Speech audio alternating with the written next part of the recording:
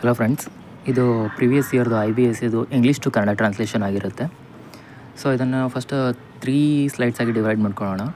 First 3 ಸ್ಲೈಡ್ಸಲ್ಲಿ ಅಂದರೆ first slide ಏನೇನು ಮಾಡೋಣ ಅಂತಂದರೆ ಇಂಗ್ಲೀಷಲ್ಲಿ 3 ಪ್ಯಾರಾಗ್ರಾಫ್ಸ್ ಇಟ್ಕೊಂಡು ನೆಕ್ಸ್ಟ್ ಅದನ್ನೇ ಡೈರೆಕ್ಟಾಗಿ ಕನ್ನಡದಲ್ಲಿ ಟ್ರಾನ್ಸ್ಲೇಟ್ ಮಾಡೋಣ. ಸೊ ಹೀಗೆ ಮಾಡೋದ್ರಿಂದ 3 ಪ್ಯಾರಾಗ್ರಾಫ್ಸನ್ನು ಕನ್ವರ್ಟ್ ಮಾಡಿದಂಗೆ ಆಗುತ್ತೆ, ನಮಗೆ ಟ್ರಾನ್ಸ್ಲೇಟ್ ಮಾಡಿದಂಗೆ ಆಗುತ್ತೆ. ಓಕೆನಾ? ಸೊ ಫಸ್ಟು ಇಂಗ್ಲೀಷಲ್ಲಿ ಓದೋಣ. India is a vast country located in the South Asia and is the 7th largest country in the world by area.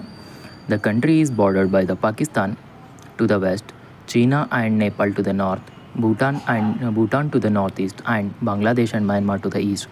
India also has a long coastline stretching along the Arabian Sea to the west and the Bay of Bengal to the east and the Indian Ocean to the south. India has diverse geography with a mix of plains, mountains, and plateaus. The country is the home to some of the highest peaks in the world, including the Himalayas, which stretch across the northern part of the country.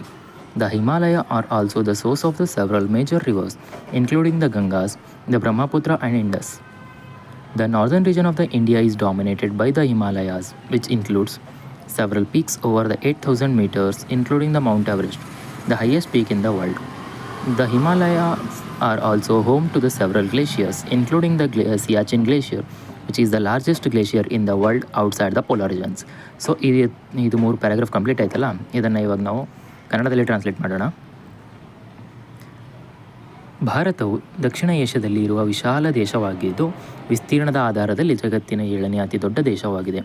ಪಶ್ಚಿಮಕ್ಕೆ ಪಾಕಿಸ್ತಾನ, ಉತ್ತರಕ್ಕೆ China ಮತ್ತು ನೇಪಾಳ, ಈಶಾನ್ಯಕ್ಕೆ ಭೂಟಾನ್ ಹಾಗೂ ಪೂರ್ವಕ್ಕೆ ಬಾಂಗ್ಲಾದೇಶ್ ಮತ್ತು ಮಯನ್ಮಾರ್ ದೇಶಗಳು ಭಾರತಕ್ಕೆ ಗಡಿಪಡೆಯಾಗಿವೆ. ಭಾರತಕ್ಕೆ ಪಶ್ಚಿಮದಲ್ಲಿ ಅರಬ್ಬಿ ಸಮುದ್ರ, ಪೂರ್ವದಲ್ಲಿ ಬಂಗಾಳ ಕೊಲ್ಲಿಯ ತೀರ ಹಾಗೂ ದಕ್ಷಿಣದಲ್ಲಿ ಹಿಂದೂ ಮಹಾಸಾಗರ ಅಥವಾ ಭಾರತೀಯ ಮಹಾಸಾಗರ ಅನ್ನಬಾರ್ದು, ಹಿಂದೂ ಮಹಾಸಾಗರದ ದೀರ್ಘ ಕರಾವಳಿ ಇದೆ. ಭಾರತವು ಸಮತಟ್ಟು ಪ್ರದೇಶಗಳು, ಪರ್ವತಗಳು ಮತ್ತು ಪೀಠಭೂಮಿಗಳು ಅಥವಾ ಪ್ರಸ್ಥಭೂಮಿಗಳು ಅಂತ ಕರೆದರೂ ನಡೆಯುತ್ತೆ. ಸಂಯೋಜನೆಯಾದ ವೈವಿಧ್ಯಮಯ ಭೌಗೋಳಿಕ ಸ್ವರೂಪವನ್ನು ಹೊಂದಿದೆ.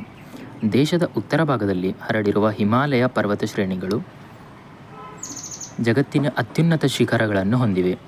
ಹಿಮಾಲಯಗಳು ಗಂಗಾ, ಬ್ರಹ್ಮಪುತ್ರ ಮತ್ತು ಸಿಂಧೂ ನದಿಗಳಂತಹ ಪ್ರಮುಖ ನದಿಗಳ ಉಗಮ ಸ್ಥಾನವಾಗಿವೆ. ಭಾರತದ ಉತ್ತರ ಭಾಗದಲ್ಲಿ ಹಿಮಾಲಯವು ಪರ್ವತಗಳು ಪ್ರಬಲಶಾಲಿಯಾಗಿದ್ದು ಇವುಗಳಲ್ಲಿ ಮೌಂಟ್ ಎವರೆಸ್ಟ್ ಸೇರಿ 8,000 ಮೀಟರ್ಗಿಂತ ಎತ್ತರದ ಅನೇಕ ಶಿಖರಗಳಿವೆ. ಹಿಮಾಲಯ ಪ್ರದೇಶದಲ್ಲಿ ಸಿಯಾಚಿನ್ ಹಿಮನದಿ ಸೇರಿದಂತೆ ಹಲವಾರು ಹಿಮನದಿಗಳು ಇದ್ದು ಧ್ರುವ ಪ್ರದೇಶದ ಹೊರಗೆ ಇರುವ ಜಗತ್ತಿನಲ್ಲಿ ಅತಿ ದೊಡ್ಡ ಹಿಮನದಿಯಾಗಿದೆ. ಸೊ ಕಂಟಿನ್ಯೂಯೇಷನ್ನು ಆ ಇಂಗ್ಲೀಷನ್ನು ಮತ್ತು next paragraph. The central region of the India is characterized by the Deccan Plateau, which is the largest plateau to cover much of the southern part of the country. The plateau is bordered by the Western Ghats to the west and Eastern Ghats to the east. The Western Ghats are the mountain ranges that runs parallel to the western coast of the India and is known for its biodiversity, with several important wildlife reserves located in the region. The eastern region of the India is dominated by the Gangas, Brahmaputras deltas, which is the largest delta in the world. The delta is formed by the confluence of the Gangas, Brahmaputras and Meghna rivers and is known for its fertile soil and agriculture. India also has several important water bodies, including the Bay of Bengal to the east and the Arabian Sea to the west. The country is the home to the several important river systems, including the Gangas, which is the most sacred river in the country and is worshipped as a goddess by Hindus. So ಇದನ್ನು ಕನ್ನಡದಲ್ಲಿ translate ಮಾಡಿ. ಭಾರತದ ಮಧ್ಯಭಾಗವನ್ನು ಡೆಕ್ಕನ್ ಪ್ರಸ್ಥಭೂಮಿ ಅಥವಾ ಪೀಠಭೂಮಿ ಆವರಿಸಿದೆ. ಇದು ದೇಶದ ದಕ್ಷಿಣ ಭಾಗದ ಬಹುತೇಕ ಪ್ರದೇಶವನ್ನು ಆವರಿಸಿರುವ ವಿಶಾಲ ಪೀಠಭೂಮಿಯಾಗಿದೆ ಅಥವಾ ಪ್ರಸ್ಥಭೂಮಿಯಾಗಿದೆ. ಈ ಪೀಠಭೂಮಿಗೆ ಅಥವಾ ಈ ಪ್ರಸ್ಥಭೂಮಿಗೆ ಪಶ್ಚಿಮಕ್ಕೆ ಪಶ್ಚಿಮ ಘಟ್ಟಗಳು ಮತ್ತು ಪೂರ್ವಕ್ಕೆ ಪೂರ್ವ ಘಟ್ಟಗಳು ಗಡಿಯಾಗಿವೆ. ಪಶ್ಚಿಮ ಘಟ್ಟಗಳು ಭಾರತದ ಪಶ್ಚಿಮ ಕರಾವಳಿಯ ಸಮಾಂತರವಾಗಿ ಹರಡುವ ಪರ್ವತ ಶ್ರೇಣಿಯಾಗಿದ್ದು ಸಮೃದ್ಧ ಜೀವ ವೈವಿಧ್ಯಕವಾಗಿ ಪ್ರಸಿದ್ಧವಾಗಿವೆ. ಈ ಪ್ರದೇಶಗಳು ಅನೇಕ ಪ್ರಮುಖ ವನ್ಯಜೀವಿ ಸಂರಕ್ಷಿತ ಪ್ರದೇಶಗಳಿವೆ. ಭಾರತದ ಪೂರ್ವ ಭಾಗದಲ್ಲಿ ಗಂಗಾ ಬ್ರಹ್ಮಪುತ್ರ ಡೆಲ್ಟಾ ಪ್ರಮುಖವಾಗಿದ್ದು ಇದು ಜಗತ್ತಿನ ಅತಿ ದೊಡ್ಡ ಡೆಲ್ಟಾ ಆಗಿದೆ. ಗಂಗಾ, ಬ್ರಹ್ಮಪುತ್ರ, ಮೇಘನಾ ನದಿಗಳ ಸಂಗಮದಿಂದ ಈ ಡೆಲ್ಟಾ ರೂಪುಗೊಂಡಿದ್ದು ಅದರ ಸಸಿರಸಯುಕ್ತ ಮಣ್ಣು ಮತ್ತು ಕೃಷಿಗಾಗಿ ಪ್ರಸಿದ್ಧವಾಗಿದೆ. ಭಾರತಕ್ಕೆ ಪೂರ್ವದಲ್ಲಿ ಬಂಗಾಳ ಕೊಲ್ಲಿ ಮತ್ತು ಪಶ್ಚಿಮದಲ್ಲಿ ಅರಬ್ಬಿ ಸಮುದ್ರ ಸೇರಿದಂತೆ ಹಲವು ಪ್ರಮುಖ ಜಲ ವ್ಯವಸ್ಥೆಗಳಿವೆ. ಗಂಗಾ ನದಿ ಸೇರಿದಂತೆ ಅನೇಕ ಪ್ರಮುಖ ನದಿ ವ್ಯವಸ್ಥೆಗಳು ದೇಶದಲ್ಲಿದ್ದು ಗಂಗಾ ನದಿ ಅತ್ಯಂತ ಪವಿತ್ರ ನದಿಯಾಗಿ ಹಿಂದೂಗಳ ದೇವಿಯಾಗಿ ಪೂಜಿಸುತ್ತಾರೆ. ಸೊ ನೆಕ್ಸ್ಟ್ ಇಂಗ್ಲೀಷ್ ಪ್ಯಾರಾಗ್ರಾಫಲ್ಲಿ ಲಾಸ್ಟ್ ತ್ರೀ ಪ್ಯಾರಾಗ್ರಾಫ್ಸ್ ಇದು. The diverse geography of the India has had a significant impact on the country's culture and the economy. The fertile plains of the Gangas and Brahmaputras have enabled the development of agriculture, while the mountains have provided a source of mineral resources such as coal, iron ore, and the copper. The coastline has also played an important role in the development of the trade and commerce, with several important ports located along the coast. However, the geography of India is also presents the several challenges. The country is prone to natural disasters such as floods, earthquakes, and cyclones, which can cause a significant damage and loss to the life. The hilly terrain and dense forest also make it difficult to build the infrastructure and transport the goods, leading to the challenges in the connectivity and the development in certain regions. In conclusion, the geography of India is diverse and has played a significant role in the country's culture and economy.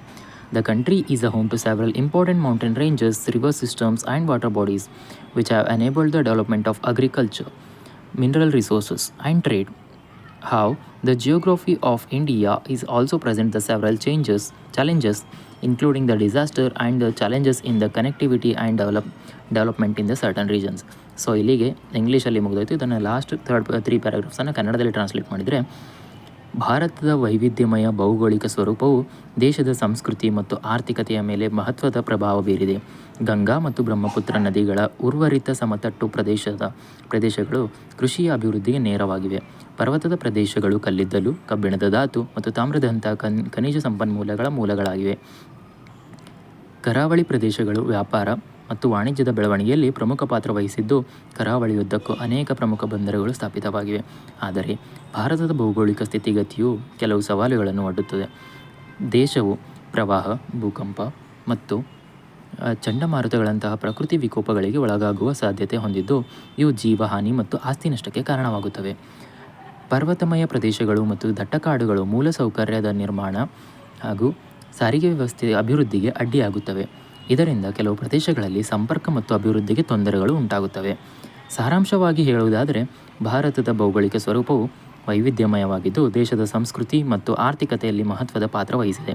ಪರ್ವತ ಶ್ರೇಣಿಗಳು, ನದಿ ವ್ಯವಸ್ಥೆಗಳು ಮತ್ತು ಜಲಾಶಯಗಳು ಕೃಷಿ, ಖನಿಜ ಸಂಪತ್ತು ಮತ್ತು ವ್ಯಾಪಾರದ ಬೆಳವಣಿಗೆಗೆ ಸಹಾಯ ಮಾಡಿದರೆ, ಅದರ ಜೊತೆಗೆ ಇದೇ ಭೌಗೋಳಿಕ ಪರಿಸ್ಥಿತಿಯು ಕೆಲವು ಪ್ರಕೃತಿ ವಿಕೋಪಗಳು ಹಾಗೂ ಸಂಪರ್ಕ ಹಾಗೂ ಅಭಿವೃದ್ಧಿಗೆ ಸಂಬಂಧಿಸಿದ ಸವಾಲುಗಳನ್ನು ಎದುರಿಸುವಂತೆ ಮಾಡಿದೆ. ಸೊ ಇಲ್ಲಿಗೆ ಒಂದು ಕಂಪ್ಲೀಟ್ ನಮ್ಮದು ಇಂಗ್ಲೀಷ್ ಅಂತ ಏನು ಟ್ರಾನ್ಸ್ಲೇಷನ್ ಕೊಟ್ಟಿರ್ತಾರೆ ಅದು ಕಂಪ್ಲೀಟ್ ಆಗುತ್ತೆ. ಇದು ನಾವು ನಿಯರ್ಲಿ 20 to 25 ಮಿನಿಟ್ಸಲ್ಲಿ ಕಂಪ್ಲೀಟ್ ಮಾಡ್ಕೊಳ್ಬೇಕಾಗುತ್ತೆ. ಸೊ ನೆಕ್ಸ್ಟ್ 20 to 25 ಮಿನಿಟ್ಸ್ ನಾವು ಕನ್ನಡ ಟು ಇಂಗ್ಲೀಷ್ ಟ್ರಾನ್ಸ್ಲೇಷನ್ ಮಾಡ್ಕೊಳ್ಳೋಕ್ಕೆ ಟೈಮ್ ಸಿಗುತ್ತೆ ನಮಗೆ. ನೆಕ್ಸ್ಟ್ ಲಾಸ್ಟಲ್ಲಿ ಒಂದು 10 ಮಿನಿಟ್ಸ್ ಜಸ್ಟ್ ಒಂದು ಏನಾದರೂ ಚೇಂಜಸ್ ಇದ್ದರೆ ನೋಡ್ಕೊಳ್ಳೋಕ್ಕೆ ಆಗುತ್ತೆ. ಸೊ ಇವಾಗ ನಾವೇನು ಮಾಡೋಣ ಅಂತಂದರೆ, ನೆಕ್ಸ್ಟ್ ವೀಡಿಯೋದಲ್ಲಿ ಇದ್ರ ರಿಲೇಟೆಡ್ ಏನೇನಿದೆ ಕೆಲವೊಂದು ವೊಕ್ಯಾಬ್ಸನ್ನು ಕನ್ನಡ ಟು ಇಂಗ್ಲೀಷ್ ಅಥವಾ ಇಂಗ್ಲೀಷ್ ಟು ಕನ್ನಡ ಟ್ರಾನ್ಸ್ಲೇಷನ್ನ ನೋಡೋಣ.